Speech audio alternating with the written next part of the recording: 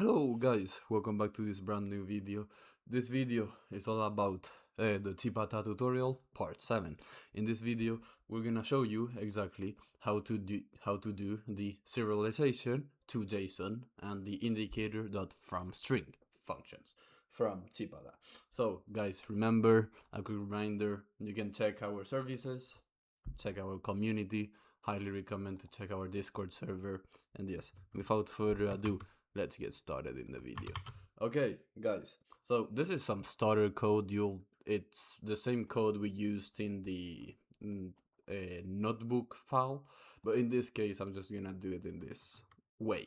Alright guys, so the first thing you want to start by doing is creating a variable called RSI and just indicator.rsi 14, a period of 14, because I mean it's cool, it's for testing, right?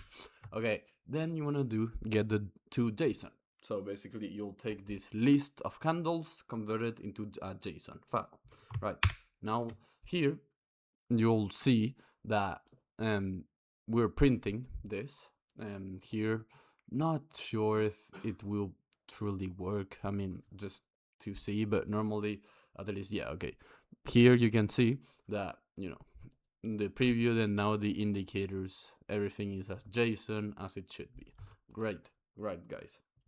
So this is just some print statements, and this is just a assert just to make sure everything is the way it should be. Right, next thing, we're gonna try to see the from string. So you're gonna do another RSI library, and where it's gonna take from string, which is the JSON output, which it's another way on dealing. Instead of doing this, you can just do indicator.from string. Yes, it works. You can try it in here by running again this, and you can see it worked. Anyways guys, next thing is, yes, you wanna do a little for loop just to check everything, and then here we go.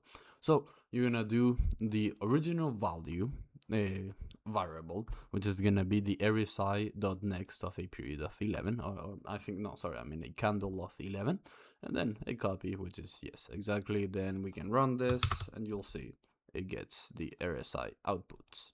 Right guys, next up, you wanna check the is close, just to make sure. I mean, we can just ignore this one for this one, and now we can try with the MACD indicator.MACD. Yes, same thing as always, just some print statement just to show you guys it worked, and you can see now it's a JSON and it worked perfectly. Right guys, so now we can just make a little print statement just to show that everything was passed, and we can run this. Now let me make this a bit bigger so you guys can see.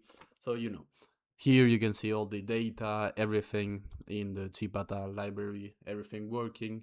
And yes, that was it for the